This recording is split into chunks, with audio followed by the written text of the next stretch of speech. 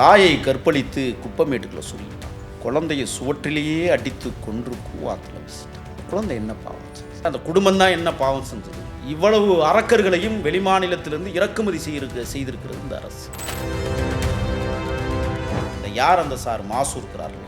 அவர் என்ன தெரியுமா கேட்டார்? இந்த வேளச்சேரி அல்லது தரமணியில் இந்த 3 பேர் படுகொலையில்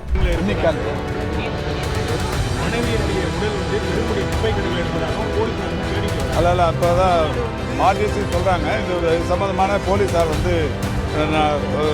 அதாவது இன்வெஸ்டிகேட் பண்ணின்னு இருக்கிறாங்க. 22 வயது சற்று சிறிதேனும் மனநலம் பாதிக்கப்பட்ட ஒரு பெண் அங்கே வேலைக்கு சேர்ந்துக்கிறாங்க. சமையல்காரன் குணசேகரன் என்கிற ஒரு மிருகம் கற்பழிப்பு சம்பவம். 5 பேர் கொண்ட கும்பல். இதில் திமுக பிரமுகர் செல்வங்கிற ஒரு பொறுக்கி இதில் விளையாடுறாங்க. திமுகவிற்காக போதையர்கள் வாக்களிக்க காத்திருக்கிறார். அவர்களையாவது பாதுகாப்பதற்கு, மீண்டும் மீண்டும் குடிக்க வைப்பதற்கு தயவு செய்து குடிகாரர்கள் மாநாடு ஒன்று நடத்துங்கன்னு நாங்கள் சொல்றோம். எங்கள் தமிழக வெற்றி கழகம்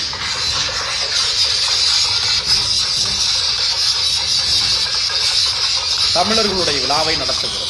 திராவிட முன்னேற்ற கழகம் எதை நடத்துகிறது? சூப்பர்ல. அப்ப கனிமவளத்துறை அமைச்சருக்கு இது தெரியாம இருக்காது. நான் சொல்றேன், அந்த பழனியாண்டிங்கிற சட்டமன்ற உறுப்பினர் பேசினாரா இல்லையான்னு தெரியாது. ஆனால் இதை செய்ய வைத்திருப்பது நிச்சயம் செந்தில் பாலாஜி என்பதை, ஏன்னா கரூருக்கே ஒரு முதலமைச்சர் இருக்கிறார்.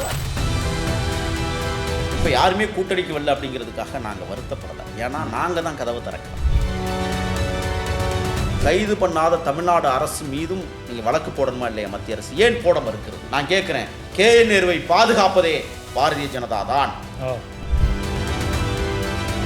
தாவேக்காவை காலி பண்றதுக்கு அதிமுக திமுக ஒன்று சேர்றாங்க. கண்டிப்பா.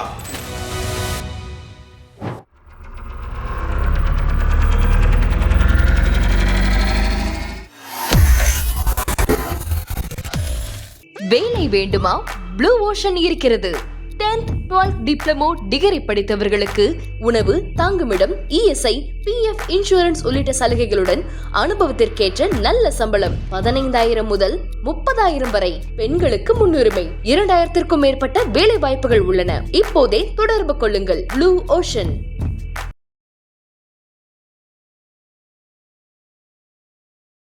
ஐத்தமிழர்களுக்கு வணக்கம். இன்றைய சிறப்பு நேர்காணலில் நம்மோடு இணைந்திருப்பவர் தமிழக வெற்றி கழகத்தின் செய்தி தொடர்பாளர் திரு முகில் அவர்கள். அவரிடம் நடப்பு அரசியல் குறித்து விவாதிக்கலாம். வணக்கம். வணக்கம். எப்படி இருக்கீங்க?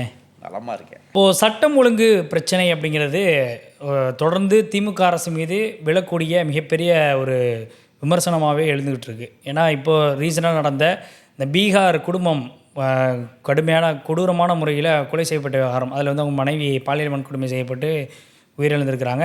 2 வயது பையனை குழந்தைய செவற்றில் அடித்து கொலை செஞ்சுருக்கிறாங்க அப்படின்றது. அதில் 5 பீகாரை சேர்ந்த நபர்கள் கைது செய்யப்பட்டிருக்கிறாங்க. இதில் என்ன தான் அந்த குடும்பம் பீகாராக இருந்தாலும், கைது செய்யப்பட்டவர்கள் பீகாராக இருந்தாலும் கூட நடந்தது தமிழ்நாட்டில். அப்படிங்கிறப்போ சட்டம் ஒழுங்கு இன்றைக்கி இந்த அளவுக்கு மோசமாக போய்கிட்டு இருக்கா அப்படின்ற கேள்வியை முன்வைக்கிறாங்க. கடுமையான விமர்சனங்கள் முன்வைக்கப்படுது.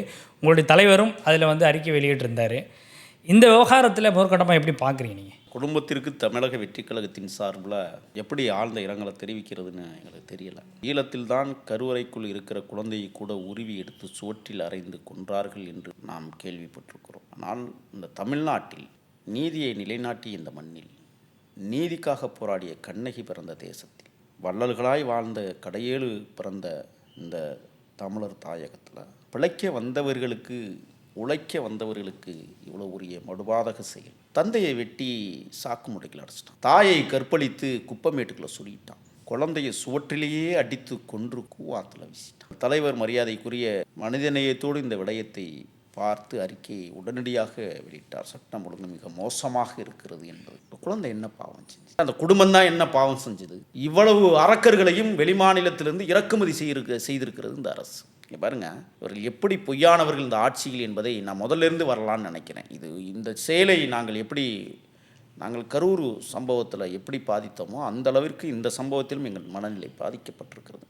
மீண்டும் நான் தெரிவிக்க விரும்புகிறேன், விரைவில் தமிழ்நாட்டில் திராவிட முன்னேற்ற கழகத்தினுடைய ஆட்சி உதயமான உடனே இந்த நீட் தேர்வை சட்டப்படி ரத்து செய்கிற முயற்சிகளை நாங்கள் முழுமையாக ஈடுபடுவோம், அதில் வெற்றி காண்போம் என்பதை நான் உறுதியோடு தெரிவித்துக் கொள்ள விரும்புகிறேன். இந்த வேணாலும் நடத்தி காட்டலாம். பெரியாருடைய மண் தமிழ்நாடு என்பதை புரிந்து கொண்டால் உங்களை ஓட விரட்டுவோமே தவிர இங்க நீட் நடக்காது. அனிதால ஆரம்பிச்சுமா இந்த 3 வருஷத்துல மட்டும் அனிதா, சுபஸ்ரீ, பிரதீபா, மோனிஷா, கோவை சுபஸ்ரீ, ரீத்துஸ்ரீ, வைசியா, ஏஞ்சலினா, கீர்த்தனா, தனலட்சுமி, ஆதித்யா, மோதிலால், ஜோதிஸ்ரீ, விக்னேஷ் 14 குழந்தைங்க தற்கொலை பண்ணிருக்குமா. நாங்க சொல்றோம் 7 மாசத்துல கண்டிப்பா நீட் தேர்வு ரத்து செய்யப்படும். தலைவர் அறிவிச்சிட்டாங்க 7 மாசத்துல கண்டிப்பா நீட் தேர்வு ரத்து செய்யப்படும்.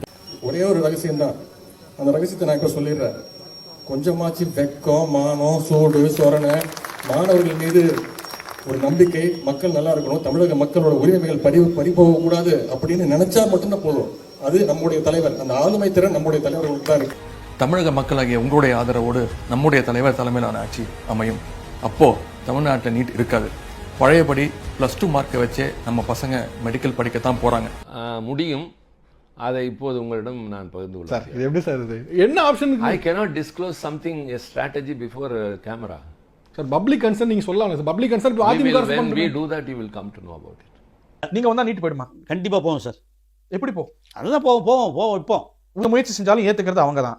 இப்போ ஏத்துக்காதவங்க அப்பே ஏத்துப்பாங்க. அதான் ஏத்துக்க வைப்போம். எப்படி? அதான் எங்களுடைய திறமை. டெஃபினட்டா நீட் தேர்வு தளபதி தமிழக முதல்வராக வந்தா நடக்காது.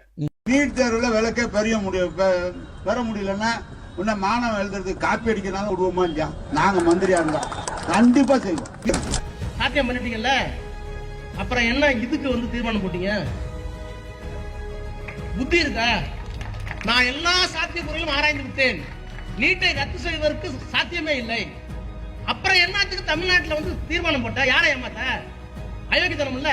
நான் கேட்கிறேன், அனிதாவோடு கடைசியானதா சொல்லுங்க. நீட்டிற்காக அதற்கு பிறகு இந்த ஆட்சியாளர்கள் நடத்திய விஷயங்களில் எத்தனை பேர் மாண்டு போனார்கள் என்பதை புரிஞ்சுக்கணும். லாக்அப் டெத்து சாத்தான்குளம் கடைசியாக இருந்தது சொல்லுங்க. கோவன் ஒருத்தர் குடிகார விஷயங்களை பற்றி பேசுவார். ஜெயலலிதா அவர்களுடைய பீரியடில் பாடல் பாடி டாஸ்மாக் எதிராக பாட்டு பண்ணார். இப்போ அந்த கோவனை எங்கே? அது கடைசியானதா? இப்போ எடப்பாடி சொன்னார் துப்பாக்கி சூடில், அது நான் தொலைக்காட்சி பார்த்து தானே தெரிஞ்சுக்கிட்டேன்னு சொன்னார். நீங்கள் கேட்ட கேள்விக்கு இப்போ வர்றேன். இந்த யார் அந்த சார் மாசு இருக்கிறார்ல, அவர் என்ன தெரியுமா கேட்டார்? இந்த வேளச்சேரி அல்லது தரமணியில் இந்த 3 பேர் படுகொலையில் எப்போ நடந்துச்சு அப்படின்னு ஒரு கேள்வியை அவர் வைக்கிறார். தரமணி J13 என்கிற காவல் நிலையம் 400 மீட்டரில் சாக்கு பையில் ரத்த சொட்டு. அடையாறு J2 காவல் நிலையம் 500 மீட்டர் தொலைவில் குப்பைமேட்டுக்குள்ள பேனம். மத்திய கைலாஸ் காவல் நிலையம் J5 1 கிலோமீட்டர் தொலைவில் குழந்தை பேனம். 3 காவல் நிலையத்தை மையமாக வைத்து இந்த 3 காவல் நிலையத்தின் 1 கிலோமீட்டர் தொலைவுக்குள்ளேயே இந்த சம்பவம் நடந்தேறி இருக்கிறது என்றால் ரோந்து பணியில் இருக்கிறாங்களா இல்லையா காவல்துறை? எப்படி இதெல்லாம் காவல்துறை கண்டுக்காம இருக்கு? காவல்துறையை நாங்கள் கடுமையாக குற்றம் சாட்டும். இது நாடா இல்லை வேற எதுவுமா?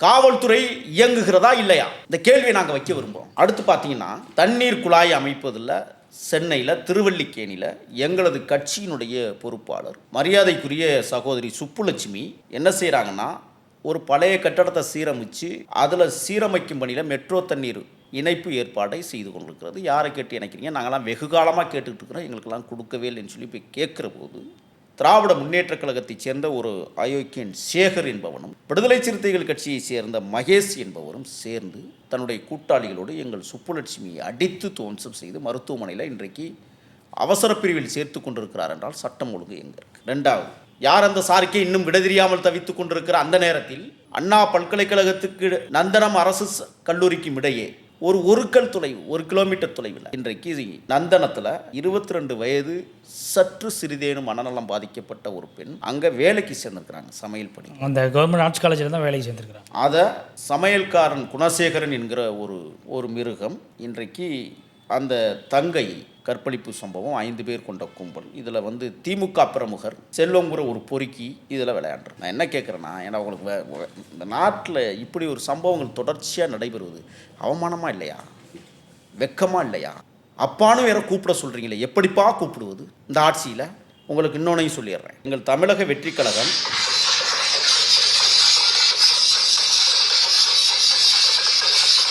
தமிழர்களுடைய விழாவை நடத்துகிறது. திராவிட முன்னேற்ற கழகம் எதை நடத்துகிறது?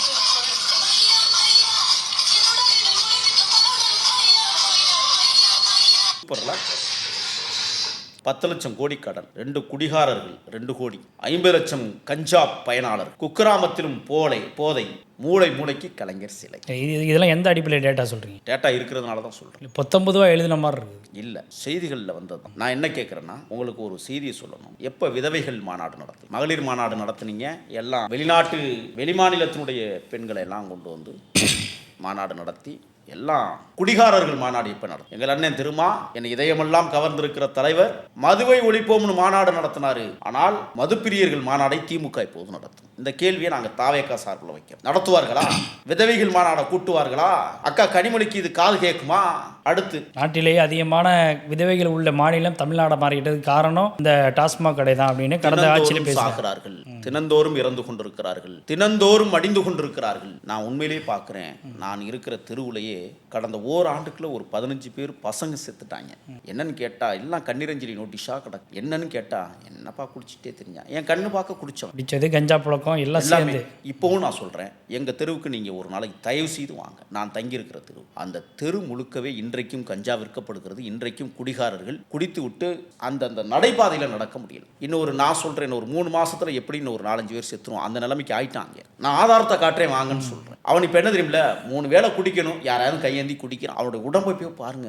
சின்ன பயலுக, 20 வயசு பொருந்தாத பசங்க, மெலிந்த தேகத்தோடு இரவிலும் கொசு கடித்து அந்த உடல் கிட்டத்தட்ட நொறுங்கிடுச்சு. அந்த இடத்திலே, அவன் படுத்த இடத்திலேயே சிறுநீர் கழிக்கிற நிலைமைக்கு இன்றைக்கு தள்ளப்பட்டிருக்கிறது என்றால், தயவு செய்து தமிழ்நாடு முதலமைச்சர் தேர்தல் வருவதற்குள்ளாக உங்களுக்கு வாக்கு விழுக வேண்டுமானால், உங்களுக்கு வாக்கு விழுக போது எங்கே இருந்து தெரியுமா? குடிகாரர்கள் போதையில் வந்து வாக்களிக்க காத்திருக்கு. திமுகவிற்காக போதையர்கள் வாக்களிக்க காத்திருக்கிறார்கள். அவர்களையாவது பாதுகாப்பதற்கு, மீண்டும் மீண்டும் குடிக்க வைப்பதற்கு தயவு செய்து குடிகாரர்கள் மாநாடை ஒன்று நடத்துங்கன்னு நாங்கள் சொல்றோம். விதவைகள் மாநாடை உருவாக்குங்கள். எவ்வளவு கேவலமான தேசத்தில் நாம் வாழ்ந்து கொண்டிருக்கிறோம் என்பதை ஆட்சியாளர்கள் உணராமல், இத்தனை ஆயிரம் கோடி 800 கோடி வருமானம் பொங்கல், இந்த வருமானத்தை காட்டுவதற்கு உங்களுக்கு வெக்கமா இல்ல?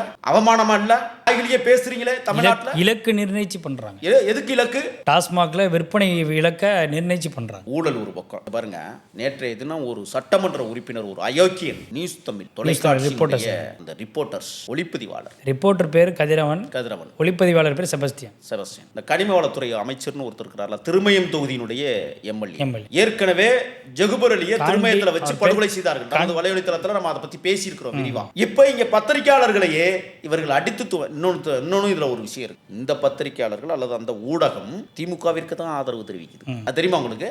இந்த நியூஸ் தமிழ் கிட்டத்தட்ட தாவேக்காவை வந்து காரி துப்புறதுலே இருப்பாங்க. ஆனால் அவர்களுக்காகவும் போராடுகிற இயக்கமாக தமிழக வெற்றி கழகம் இன்றைக்கு தமிழ்நாட்டில் பவனித்து வந்து கொண்டிருக்கிறது என்றார். ஒரு சட்டமன்ற உறுப்பினர் பழனியாண்டியான் பேரு, பதவி போப்பதில்லை, இன்னொரு 3 மாசத்துக்குள்ள இன்னொரு 30 கோடியாவது சம்பாதிக்கணும்ல. இந்த பூமியை ஆழமாக்கி இருக்கிறார். அளவுக்கு மீறி அங்கே கனிம வள கொலை நடந்து கொண்டிருக்கிறது என்றால் தமிழ்நாடு முழுக்க இதான் நிலைமை. அப்ப கனிம வளத்துறை அமைச்சருக்கு இது தெரியாம இருக்காது.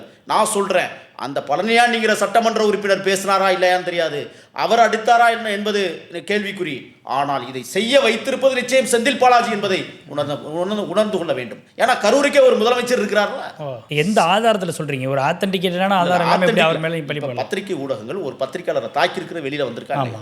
எங்கள் கட்சி கடுமையாக, எங்களது துணை பொதுச் செயலாளர் மாண்புமிகு எங்கள் இளையவர் ராஜ்மோகன் வந்து ஒரு கண்டன அறிக்கையை கொடுத்திருக்காங்க. என்ன இப்படி நடக்குதுன்னு சொல்லி கேட்டிருக்காங்க. நான் கேட்கிறேன், இதெல்லாம் கனிம வளத்துறை அமைச்சருக்கு கண்ணுக்கு தெரியாதா? நீங்கள் திருமயத்திலேயே ஜகுபர் அலியை படுகொலை செய்தவர்கள், பத்திரிகையாளரை படுகொலை செய்த 2023 இதே மாதிரி ஒரு தூத்துக்குடியில விஓ படுகொலை செய்யப்பட்டார். விஓ கொண்டாங்க. அப்ப இந்த கொள்ளையர்கள் எவ்வளவு வலுவாக இருக்கிறார்கள். இது நான் கேட்கிறேன், குற்றம் சாட்டுறேங்க. காவல்துறைக்கு கட்டிங் போகாம இதெல்லாம் நடக்காது. உளவுத்துறைக்கு தெரியாம இது நடக்காது. இல்ல, இந்த கனிமூல கொள்ளை அப்படிங்கிறது கட்சி பேதம் இல்லாம செஞ்சுக்கிட்டு இருக்காங்களே. அப்படி இல்லை. இப்ப ஆமா, அடிச்சது யாரு? திமுக காரங்க தானே. அங்க ஜகுபர் அலியை படுகொலை செய்தது யாரு? திமுக காரங்க தானே. யார் அவர்களை பாதுகாப்பது? திமுக தானே.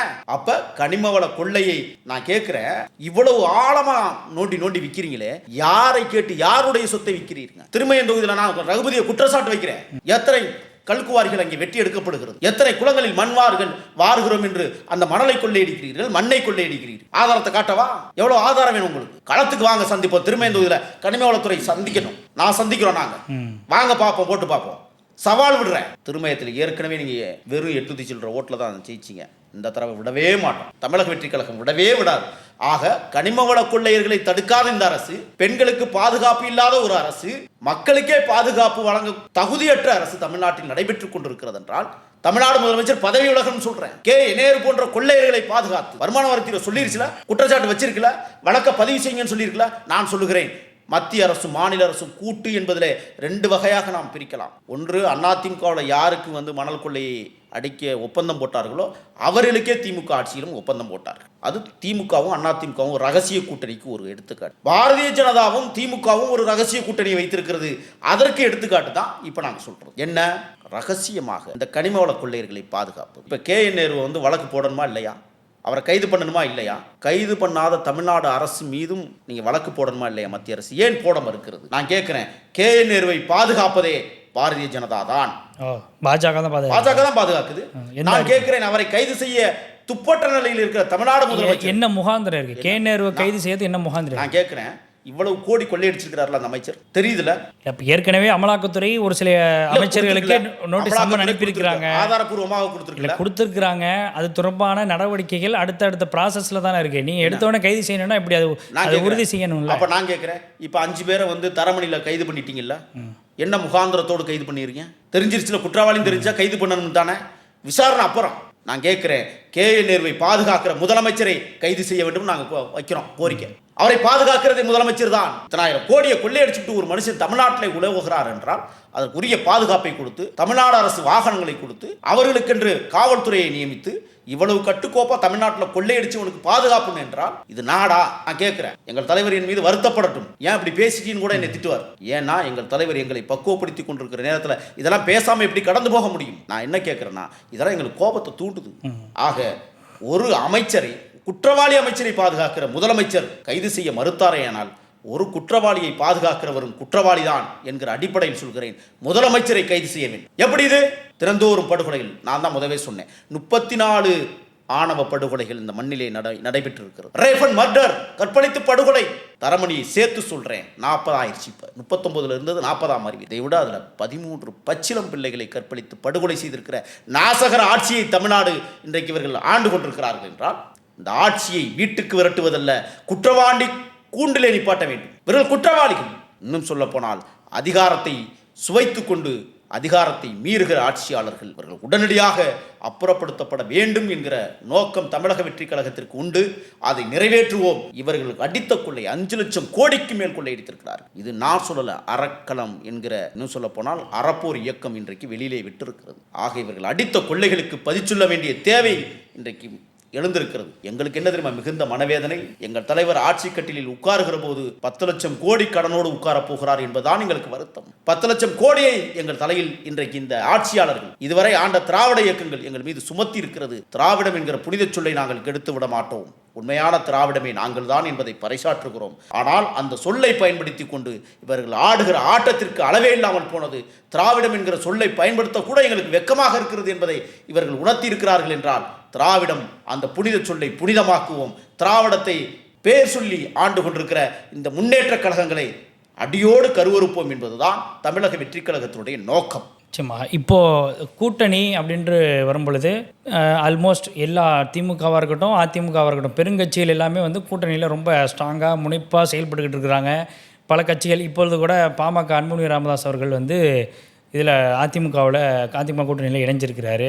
தேமுதிக மட்டும்தான் இப்போ வெளியிலன்னு பார்த்தா, முக்கியமாக ஏற்கனவே பங்கெடுத்த கட்சிகளில் தேமுதிக மட்டும்தான் இப்போ வெளியில் நிற்கிது. இப்போ தாவேக்கா இதில் தனித்து விடப்பட்டுச்சோ அப்படின்ற ஒரு கேள்வி வருது இல்லை. ஏன்னா எந்த ஒரு கட்சியும் இத்தனை ஆஃபர் கொடுத்தோம், நீங்கள் கூட்டணியில் ஆட்சியிலும் பங்கு அதிகாரத்திலும் பங்கு அப்படின்றத நீங்கள் டிக்ளேர் பண்ணிட்டு தான் கட்சியே தொடங்குனீங்க.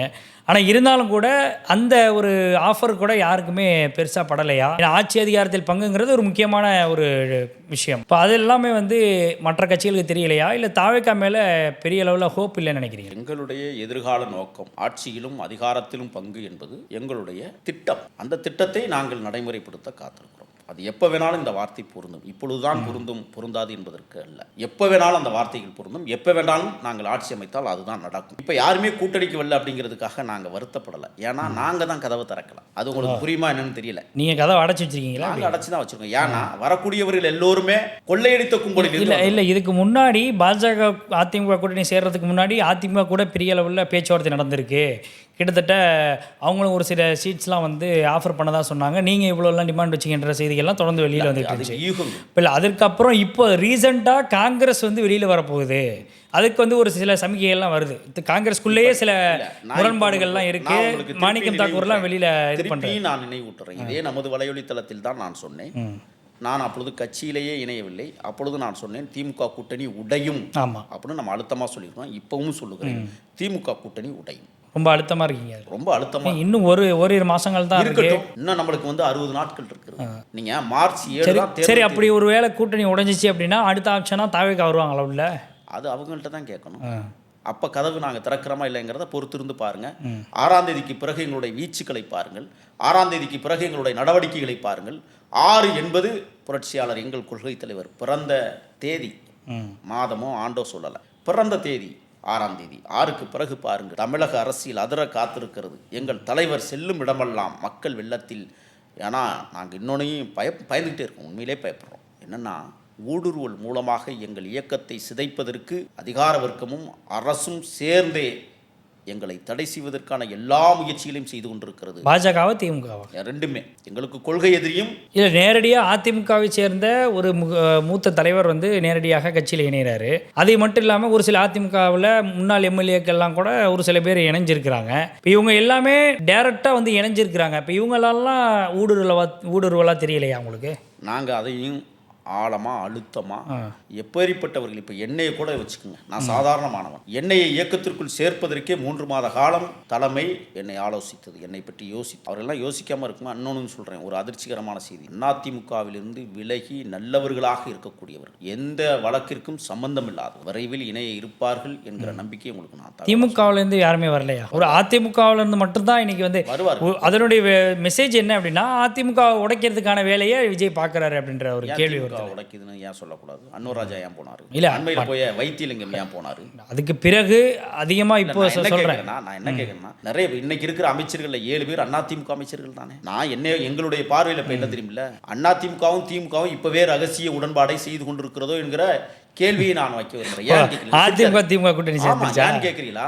நான் சொல்றேன், இப்ப எழுதி வச்சுட்டு தாவேக்காவை காலி பண்றதுக்கு அதிமுக திமுக ஒன்று சேர்றாங்க. கண்டிப்பா நீங்க இது நடக்குதா இல்லைன்னு பாருங்க. இப்ப 26ல் எங்க ஆட்சி, 31ல எங்க ஆட்சி. இன்னொன்னு சொல்றேன், எங்களது ஆட்சி 100 ஆண்டு காலம் தொடர போகிறது தமிழ்நாட்டில். இந்த 31ல் என்ன தெரியுமா பண்ணுவாங்க திமுகவும் அதிமுகவும்? நம்ம எல்லாரும் ஒரு தாய் பிள்ளைகள் தானே, அவரை காலி பண்ணணும். அப்படி என்றால் நாம் இணைந்து கொள்வதே சாத்தியமானது, சரியானது என்பதை இந்த 2 இயக்கங்களும் புரிந்து கொண்டு 31ல் 2 பேருமே கூட்டணி செய்வாங்க எங்களை வீழ்த்துவதற்கு. இது நடக்குதா இல்லைன்னு பாருங்க. அந்த அளவுக்கு ஒரு மாற்றம் வருங்க. ஆமா, வைத்தியலிங்கம் என்ன சொல்லிட்டு போறாரு? நான் என் தாய் கழகத்தில் இணைந்தேன். அப்ப தாய் கழகத்தோடு இணைகிற இயக்கமாக அதிமுக இருக்குமே ஒழிய தமிழக வெற்றி கழகம் சவால் விட்டு சொல்லுகிறோம், தனி பெரும்பான்மையோடு தமிழ்நாட்டில் மிகப்பெரிய அரசியல் மாற்றத்தை உருவாக்கி மக்களுக்கான நல்வழிப்பாதையை உருவாக்குவது மட்டுமே எங்களது லட்சியம். அதான் எங்கள் தலைவர் சொன்னார். நீங்கள் இடதுசாரியா வலதுசாரியா நடுசாரியான்னு கேட்கும்போது இல்லை, நாங்கள் மக்கள் சாரி என்பதை மனம் திறந்து பேசுகிற இடத்திற்கு எங்கள் தலைவர் வந்திருக்கிறார் என்றால் மக்கள் எங்கள் பக்கம் நிற்கிறார்கள், மகத்தான வெற்றியை தர இருக்கிறார்கள். ஊழலில் திளைத்த இந்த ஊதாரிகளை விரட்டுவதை தவிர எங்களுக்கு வேற வழி இல்லை. ஜனநாயகன் படத்தில் இன்னைக்கு கடுமையான முறையில் சென்சார் போர்டுடைய விவகாரத்தில் வந்து கடுமையான முறையில் மத்திய அரசினுடைய குறிப்பாக பாஜக அரசினுடைய அந்த அழுத்தம் அப்படிங்கிறது தொடர்ந்து இருக்குது அப்படின்ற விமர்சனம் வெளிப்படையாகவே வைக்கிறாங்க. ஆனால் இதுவரைக்கும் உங்களுடைய தலைவர் வெளிப்படையாக அதற்கான ஒரு எதிர்வினை ஆற்றலை இந்த விவகாரத்தில் வந்து இன்னும் கோர்ட்டில் இழுத்துக்கிட்டே இருக்கிறாங்க. மாமல்லபுரத்தில் நடந்த செயற்குழு பொதுக்குழுவை நீங்கள் கேட்கலை, அதில் தெளிவாக சொன்னார், எங்களுக்கு நெருக்கடி உண்டா? இல்லை, எல்லாத்தையும் பூச்சி மொழிகளை பேசுகிறார். நான் என்ன கேட்கணும், ஏன் இந்த பூச்சி மொழிகிறதுல பாஜக அரசு சென்சார் போர்டை வச்சு எங்களை முடக்க பார்க்குது, எங்களுடைய என் மேலே உள்ள தனிப்பட்ட பகையில் என்னுடைய படத்தை வெளிவர விடாமல் தடுக்குது அப்படின்னு நேரடியாக பேசல, என்ன பிரச்சனை வரும் சொல்லிட்டாரு. நெருக்கடிகள் உண்டா இருக்கிறதுன்றாரு. அப்ப எந்த நெருக்கடிங்கிறத நீங்களே புரிஞ்சுக்கோங்க. புரியாத மக்களா தமிழர்கள்? நான் கேட்கிறேன், அறிவார்ந்த மக்கள் தமிழர்கள் அதை உணர்ந்துதான் எங்கள் தலைவர் ஒரு வரியில மறைமுகமாக சொல்லுகிறார் என்றால் நாம் உணர்ந்து கொள்ளுகிறோம் என்கிற இடத்துல எங்களுக்கு தான் தெரியுது. அன்றாடங்காட்சி தமிழர்களுக்கே தெரியுமே. நான் ஒன்று சொல்கிறேன், ஜனநாயகத்தை இவர்கள் வெளியிடவில்லை என்றால் எங்கள் ஜனநாயகம் ஜனநாயக நாட்டில் ஆட்சி அமைக்கும். ஏன்னா நீ தடை பண்ண தான் நாங்கள் வளர்றோம், நீ ஒடுக்கத்தான் நாங்கள் வளர்றோம் என்பதை அந்த எதிராளிகளுக்கு தெரியாமல் போனதனுடைய விளைவு. பொறுத்திருங்கள், வேலூர் மாநகரம் விரைவில் அதிர இருக்கிறது, சேலம் மாநகரம் மிகப்பெரிய சிறப்பாக அமைய இருக்கிறது என்பதையும் நாங்கள் இந்த நேரத்தில் நினைவுற்றோம். எங்கள் தலைவர் தமிழகம் முழுவதும் வலம் வர காத்திருக்கிறார், மிகப்பெரிய திட்டத்தோடு காத்திருக்கிறார். அதுக்காக நாங்களாம் சும்மா இருந்துருவோம்னு நினைக்கிறீங்களா? களத்துக்கு வாங்க பார்ப்போம், நீங்களும் களத்துக்கு வாங்க, எங்களுடைய அதிர்வுகளை காண இருக்கிறீர்கள் என்பதை நான் அழகாக சொல்லிக்கிட்டு போகிறோம்.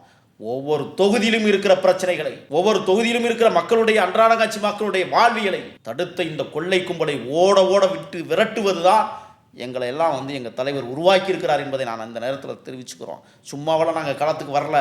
அடிக்கிற கொள்ளைகளுக்கு ஆதாரத்தோடு ஒவ்வொரு துறையிலும் ஆதாரத்தோடு அந்த அமைச்சர்களுடைய பெயர்களையும் ஆதாரத்தோடு சட்டமன்ற உறுப்பினர்களையும் பழிவாங்குவதே எங்களுடைய எண்ணம். விடவே மாட்டோம். மக்களை பழிவாங்கி இருக்கிறீர்கள், மக்களை சிதைத்திருக்கிறீர்கள், மக்களை வாழ விடாமல் தடுத்திருக்கிறீர்கள். இதையெல்லாம் சொல்லிதான் மக்கள் மன்றத்தில் எங்கள் தலைவர் நிற்கப் போகிறார் என்பதையும் விரைவில் எல்லாமே ஒரு முடிவுக்கு வரும். 6க்கு பிறகு காத்திருங்கள், அதிசயமான செய்திகளோடு நான் வருவேன். பல்வேறு கேள்விகளுக்கு ரொம்பவே தெளிவாக பதில் சொன்னீங்க. எங்களுடைய அரங்கிற்கு நேர்காணல் தேர்க்கு மிக்க நன்றி. நன்றி.